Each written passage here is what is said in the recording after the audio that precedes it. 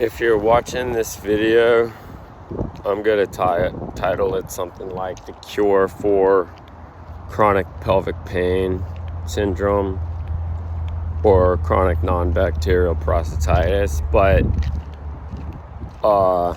the disclaimer is I have that diagnosis, and I'm here to tell you that if anyone says they have a cure, that's just not true. You know, they might, and I'll get into that. And also, I noticed that I just posted a video. I don't know how I'm tagging this or whatever, but I put in the script or the title CPPS. It just got 7 random views. So like, you know, even if 7 random people found that, somehow maybe they searched the CPPS. I don't know. So that's kind of like my reasoning for what's it called? You know, like headlining or what? False headline. Just it's an attention grabber, I guess. But I don't know. I went into my background, and I haven't had this since 2010 from an STD, basically. But so like that's kind of the short version of my history. And in my opinion, that's probably like a key thing when you listen to anyone's history. If they say they have a solution that you want to hear about, because like most times as people get success from antibiotics, you probably are not going to hear it. Like there's people go to the doctor and it works and they, you know, live on with their lives. So my cure, I guess, it's not really a cure. It's just like things that seem to be the case. And I can just like, and I base my everything I say to this point in time, you know, up until me making this video, on not just shit I just think of, really. Maybe some of it is that, I'll be honest, but a lot of it is because I talk to so many people.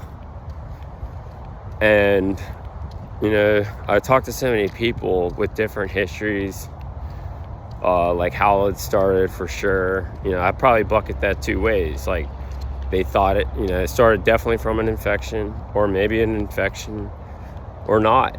Like some people, it would be like blowjobs, which I never heard of, you know, an STD at least being, you know, unless it's maybe herpes, which that's not chronic pelvic pain though. But so like that's kind of where I am coming from, and but also more importantly, coming from the fact that I had this chronically for 8 years and somehow got into remission. It was no coincidence. It was cause and effect. That's just what I say, cause and effect, you know, whether that's good or bad or nothing.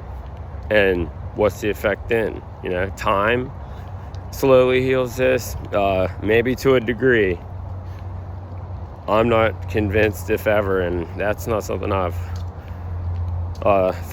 fortunately didn't have to write out the first time, which ended up being a curse for me because I took antibiotics and it came back.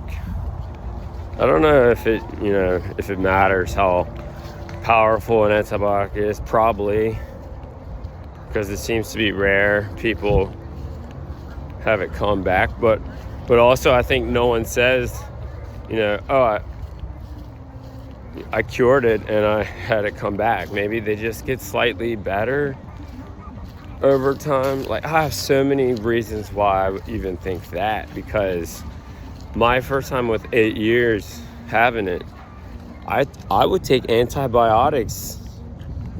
You know, there was like probably 3 times, at least twice, maybe 3 times I took antibiotics after like the first 2 years, because I was going heavy on antibiotics in the very beginning. But I remember like 3 years later, I definitely took a course to Cipro even, and like if anything, I was like I improved. I thought I was never scared of antibiotics. I never developed that fear, and I didn't because, cause and effect. Somehow, that's why this disease is like, I understand completely why it's thought to be just manageable over time. And it's the common pattern in the beginning is worse than, years later, if people just aren't able to get it 100% gone, which actually happens a lot too. Like that actually goes unreported. And like I followed up with people that, at the time I talked to them, like maybe 2 or 3 years ago, I guess it wasn't even that bad, but it was still chronic for them. Like usually with most people it comes and goes. Rarely is it 24/7. That seems to be kind of like the more extreme case. I've seen that too. And I guess I say rare, but it's not, because those people are probably the loudest. But and I definitely think those people also believe that, it's just how it's going to be. I mean, I've talked to guys that make it seem like they've been in hell for 20 years or more. And then on the flip side, I've even heard people say they lived with it for 30 years and then took a random course of pharmaceutical antibiotic and get better. It's crazy. But I guess, and that goes to like my ultimate point, because like, again, I'm trying to grab people's attention, but also I'm not trying to convince you I know much other than a few simple rules, like the fact that I bet it's always an infection, even for old people. I have a video I talked about that if you want to look into my logic on as to why. But anyway, I also know that that's not provable, even though everyone thinks it is, because of the negative tests and the fact that even it's known that 94% of cases of chronic prostatitis is non-bacterial. So it means people have pain for a long time in that area with no tests to show anything. For like the whole category of these diagnoses society is seeing. So,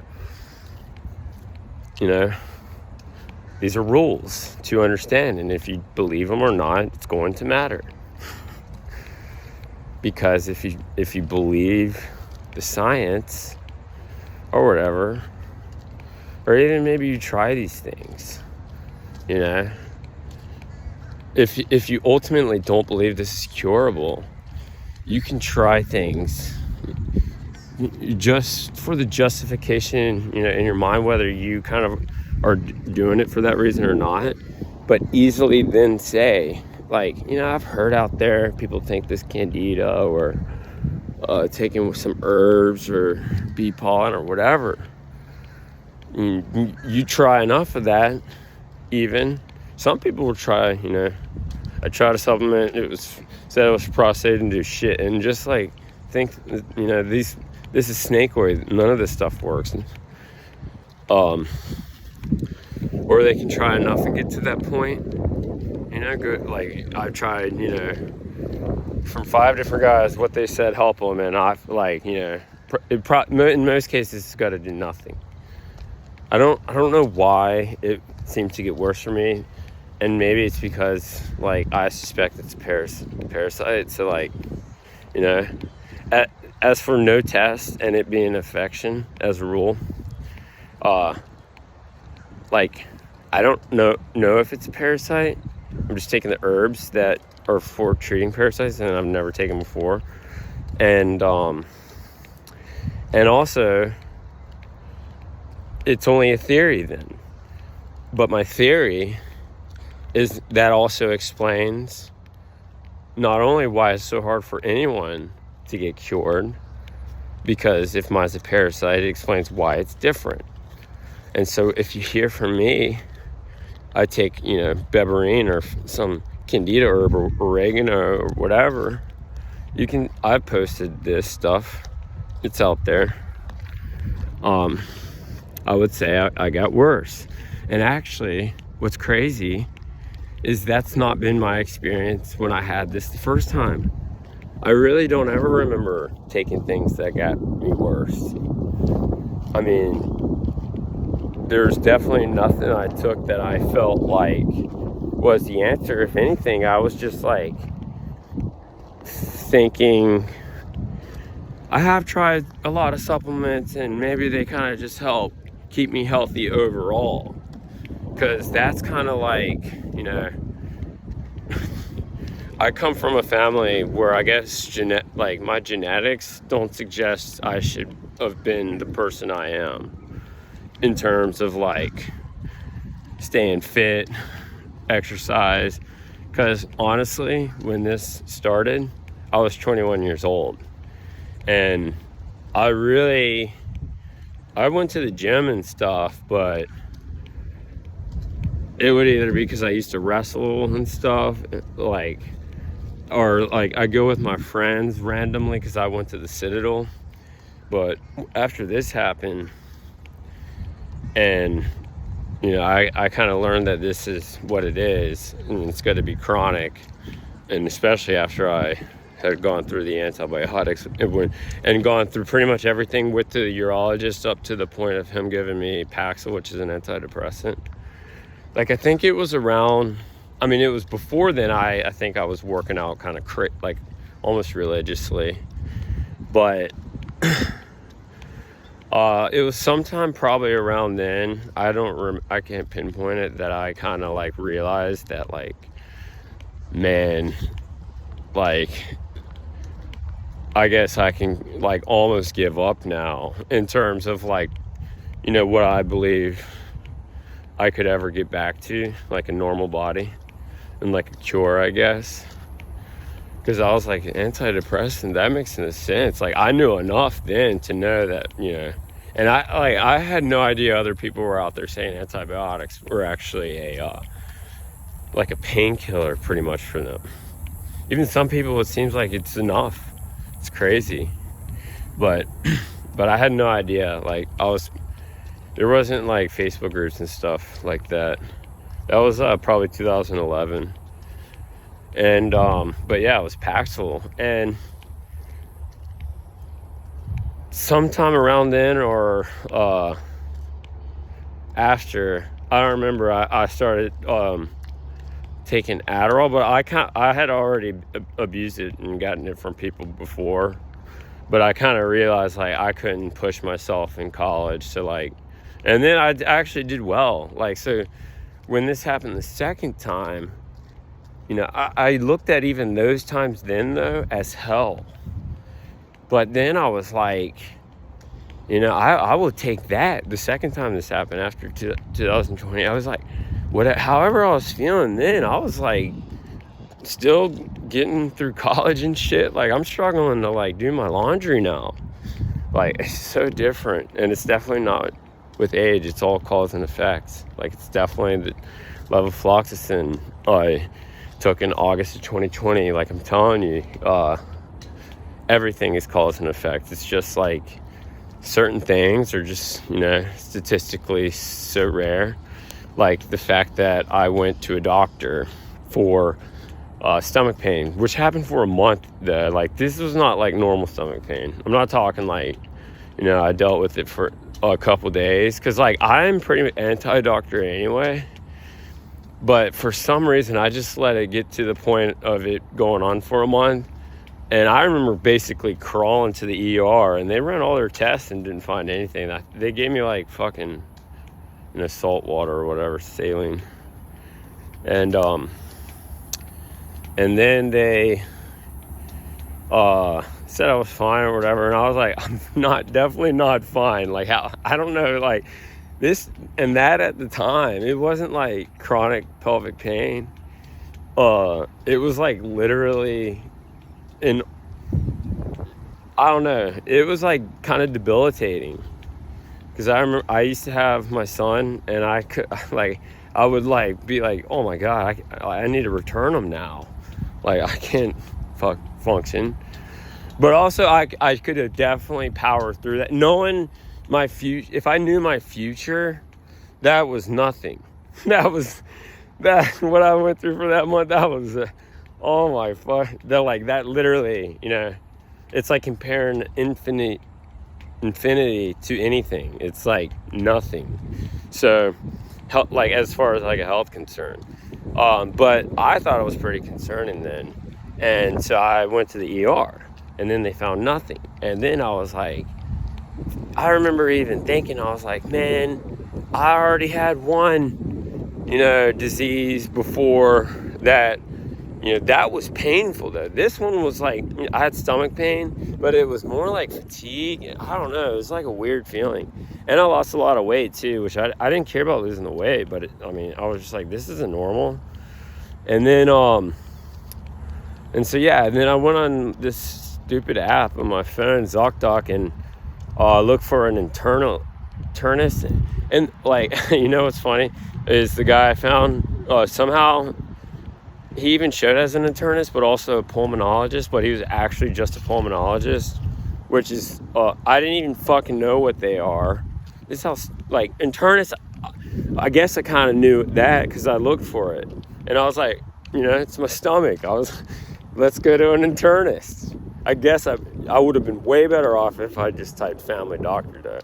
But anyway, so that's a weird thing to call out, I guess. But, that guy ended up being like, statistically speaking, this just never happens, and I think it's kind of relevant in that sense. So, so I see this guy. He's like a Pakistani doc. I don't even remember his name because it's like a weird name. But I do because like it's in my phone and stuff, and I've written a Google review that actually didn't stick. So I don't, that's weird. Like I try to warn people of this guy, but anyway, yeah. So I go and see him, and it's like a freaking. I think it was like an old fast food joint that he converted into his office. Because it had like that whole weird, like it looked like an old something. I didn't know what, but anyway, that's the kind of, scenario it was.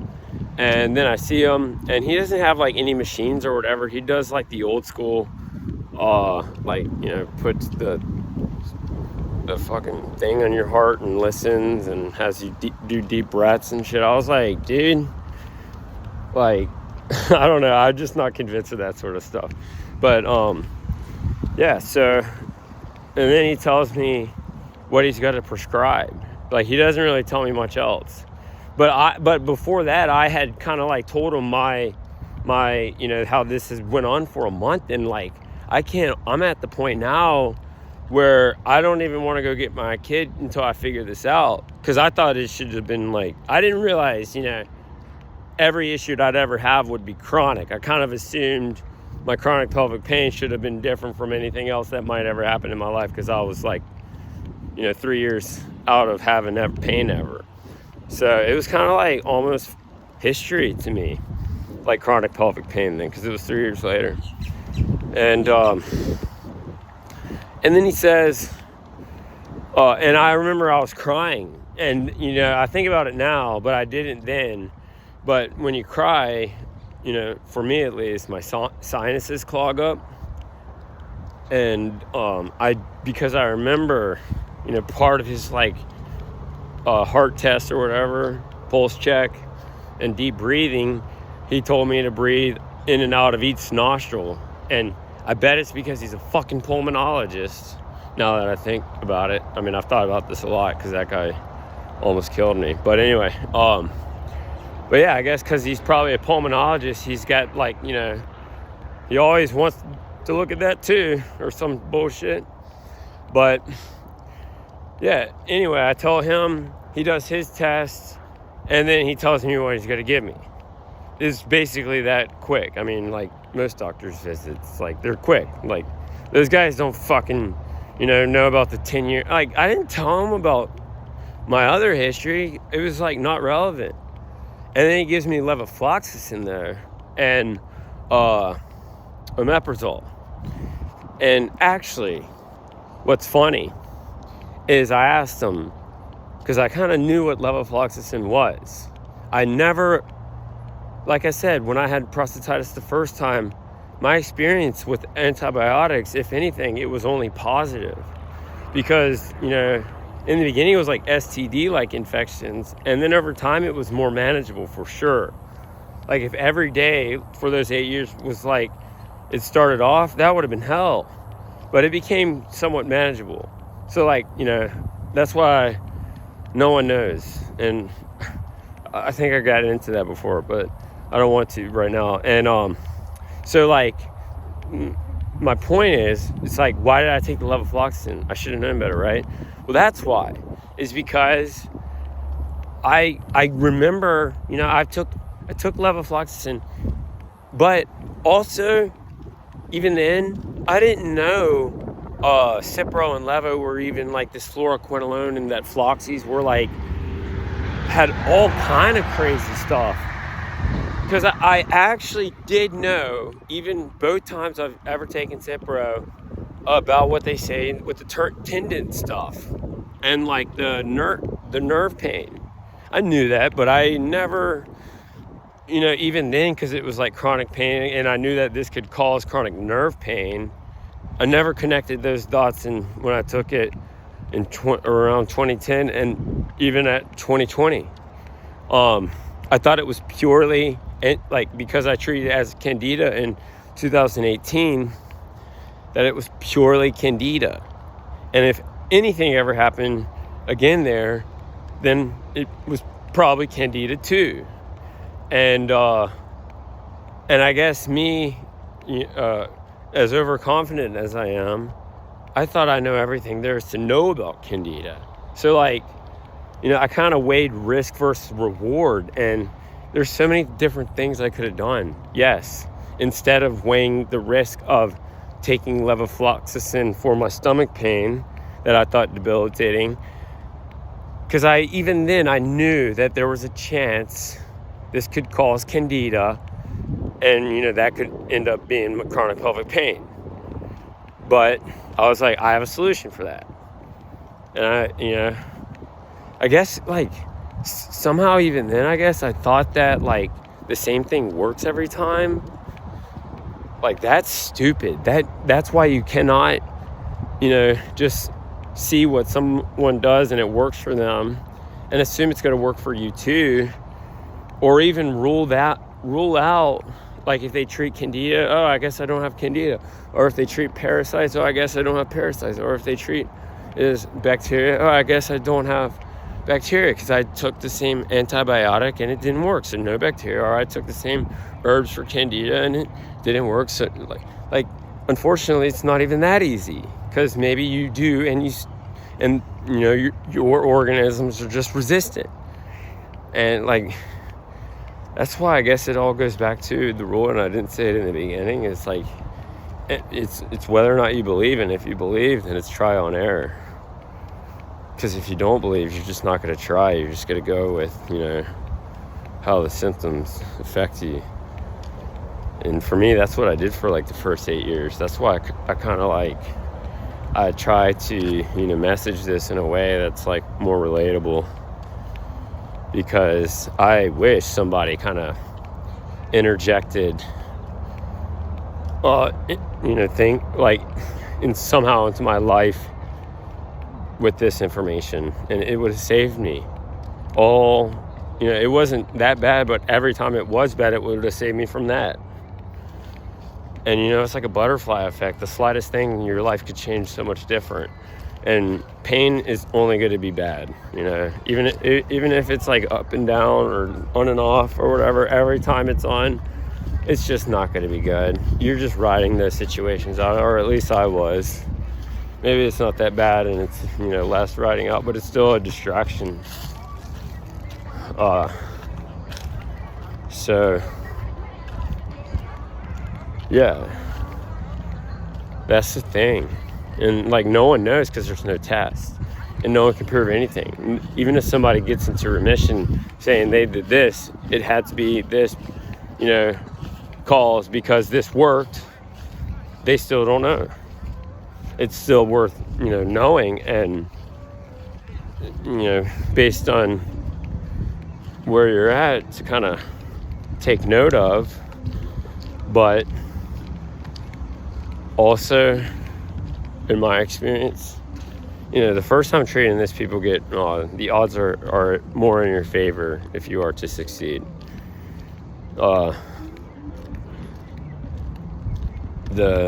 The more you've tried different things, I guess, even the more risks, and maybe even harder. And even if you find the right thing, it's still not easy. That's why I think so many people just ride it out to whatever manageable level it is.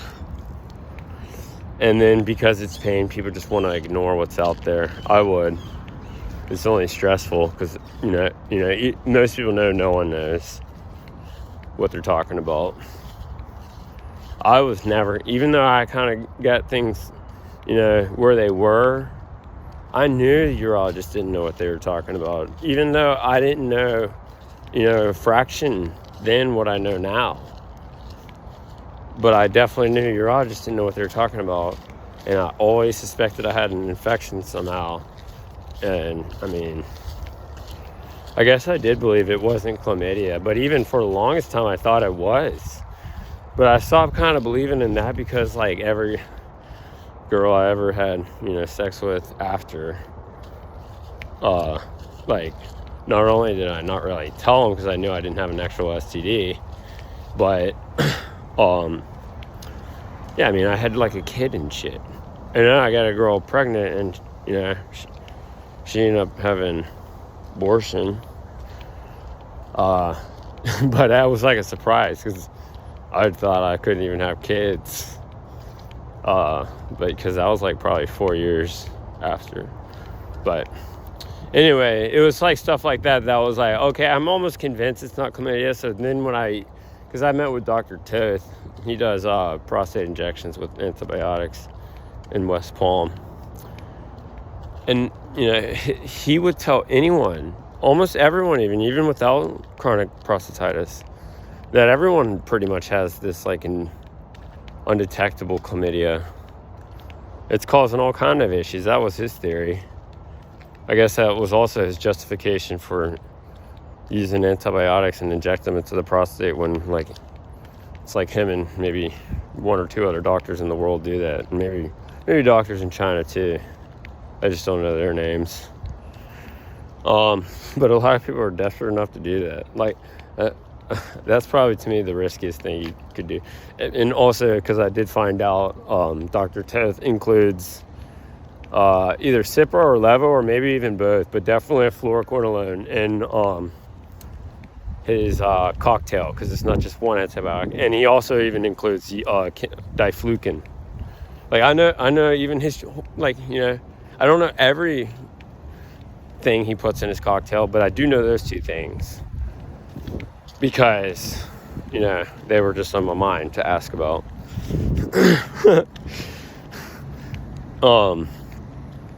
So, and then, because I was actually prepared to actually go through with it, the consultation alone was $900, but it did include a trans ultrasound, which was the first time I had that done. Actually, I'm surprised no other doctors do it, maybe for a reason. But I talked to another person, but he looked at my prostate, I guess, because it's basically a camera they stick into your rectum, and then you say, oh yeah, I'm not surprised what I'm seeing here. And he said, look at the screen. These are these track marks or whatever. That's scar tissue from the damage the chlamydia had done. That's what he keeps seeing, and all the other people that come to him for this reason. And then I remember asking him, I was what about in people without chronic pelvic pain? Do you not see that? I guess something like that. And because I remember he said, well, I don't see people and do this test that are normal, why would I? I was like, good point, but you know, it's also worth being said, then how would you know? I didn't know what it should like. Maybe this is normal. Like what you're telling me is this freaking skid mark or whatever, or track mark. I remember, I mean, why would I make that shit up? Like, I met with that guy, and he's like a freaking German, you know, what's it called? Operation Paperclip, when we stole all the Nazis and their scientists.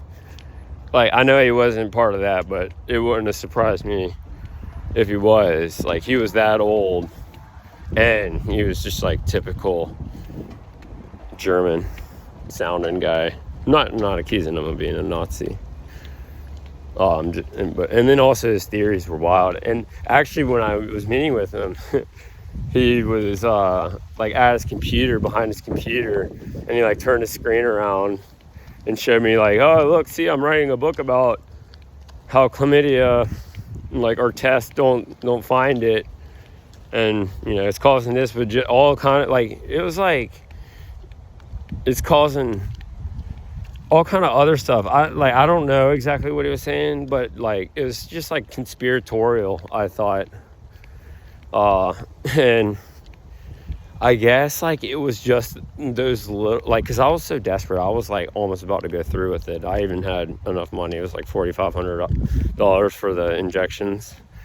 That, I don't know, maybe God intervened too, because that could have done some serious damage. Like, imagine, you know, if I'm right and antibiotics did all this damage, then injecting that shit straight into your prostate, like, no one else is doing that, you know, and unless it test can help you, which it won't, you know, whatever damage comes from that, like, you're fucking screwed.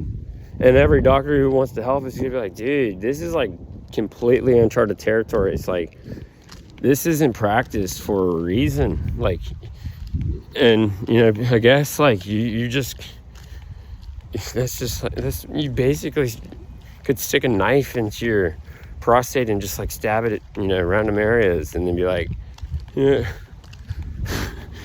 expected someone fix it. I don't know. It's even that's different, but yeah. So, I forgot where I was going with the Toth thing, but it's just like they're like, you know, I get why no one gets cured. That's why I say the disclaimer that I did.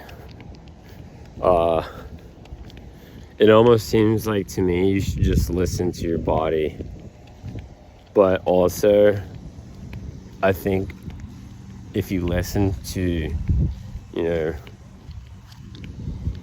my experience and my reactions to, you know, healthy lifestyle between exercise, stretching, supplementation stuff, I think it's just got to be different, because now I'm like, fuck, it's all making sense. I guess it was parasites. No wonder this is so weird. I don't know enough about parasites, so it kind of explains why it's weird to me. What I am finding out about parasites is a lot of these alternative protocols kind of have similar approaches. Like, between, even the diet seems to be common, like no carbs, no dairy, no gluten. But also that just seems too strict to me. And I just, I don't know. I'm not convinced, I guess. But also I still have a food phobia. That is 100% true. And will probably be the case until I'm, well, 100%, or the pain's maybe not 24/7. But sometimes I think it's not, when I'm not aggravating it.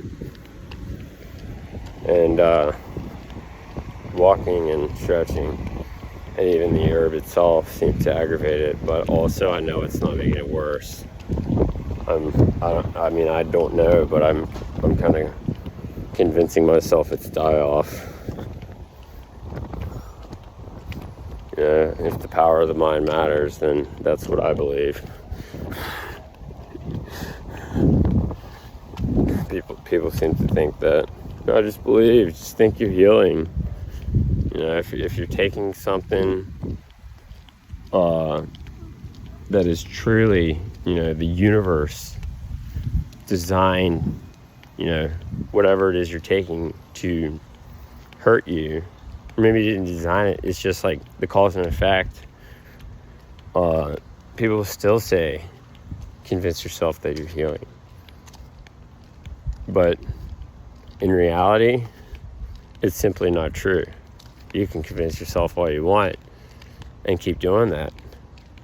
And unless you have just a really powerful, you know, strong pain tolerance, then, well, you're crazy no matter what. Like, why would you make yourself worse? And then keep doing it, convincing yourself you're healing. Because someone says the power of the mind should help you heal. I don't really, you know, I know they say stress kills, but I think that's a cop-out. I don't think stress is doing a whole lot. I think stress is just simply a reaction to something else, maybe. Maybe you're aware of that something else or not. Like, I don't know, they say parasites can even cause, like, you know, if somebody has parasites and they only have one symptom, it could be stress. And then they're like, oh, he's always stressed out for no reason. And then he dies, maybe, and they blame it on that. And maybe that's, you know, why there's this idea of stress. Oh, he had high blood pressure. He had a heart attack because he was always stressed. Maybe he had a fucking parasite. And maybe, as crazy as it sounds, the symptom, the only symptom he had from the parasite was stress. And then he has a heart attack, also from the parasite, but you blame it on stress. It's like this weird paradox, and I know it's probably happening. You know, if I don't know what all parasites can do. It seems to me like they can do stuff that is unreported even. So maybe they can just cause, you know, someone just stress, and even heart attacks, and then easily everyone else can look at that and say it was stress. Because they know the guy, and he was always stressed. It's just like, I am able to come up with this and no one can prove me wrong because I know there's no tests. It all goes back to this. And all effort of, you know, medical science should go into improving tests, really. Honestly, I don't know. It's almost like, stop everything we're doing. We're only like fucking probably screwing people. Let's only treat gunshots or whatever. Let's stop giving these people these medications, especially in cases we've given them the same thing 5 years or whatever. Like, let's just, like, you know, the billions of dollars that have gone into AIDS, cancer, even if you look at all of it together, what have they cured? Nothing. How have their tests shown them, you know, more easily things that exist in nature can impact? Like, that's what the test should even do, not just show you what's going on, but it shows you, you know, things you're trying to figure out, how things affect that thing you're trying to figure out, you know, by influencing with whatever you want to experiment with. That's what an experiment is. their tests right now are not enough. It just seems like they're just like checking blood pressure and shit, and maybe monitoring symptoms. But I don't know, I have heard people getting like cancer and treating it like with parasite stuff. I know they're using like more of the pharmaceuticals though. I mean, so they're not finding these parasites in tests. I don't know why. You think they should? Like, how small can a parasite be, or why can't they find it? And they can find like even any bacteria. I know they don't probably find all the bacteria either, or know what they do. You know, somebody needs to ask those questions, I guess, of how these tests work. Like, first, can you tell me how many different species of microorganisms could possibly exist in one person? Like, let's just take one person and, you know, group every microscopic organism that's not like a cell, you know, or whatever, and, you know, group it into a species. How many species are there? My guess is it's over 1 million. My guess is it's probably in the millions, maybe even billions. Like, a freaking probiotic alone can be like, you know, I've done like, I don't know, 1 trillion 1 trillion of 5 different species. It's no impact. And it's that many. So, I mean, having 1 billion species, 1 million of each, you know, it sounds big, but maybe it's nothing too. But, okay, so my question to the test people and what they're testing is that first. Okay, so then know the number. Let's just assume now it's like, I don't know, 100 million different species. You're telling me y'all have a database of like all the effects someone can experience when the species is, you know, considered out of range. I don't know how that might work either. So I think there's a lot of questions to ask like that. And I probably could try to Google this somehow, but I know it's not out there. I would have stumbled upon this. Anyway, maybe I'm wrong. That's my message for now.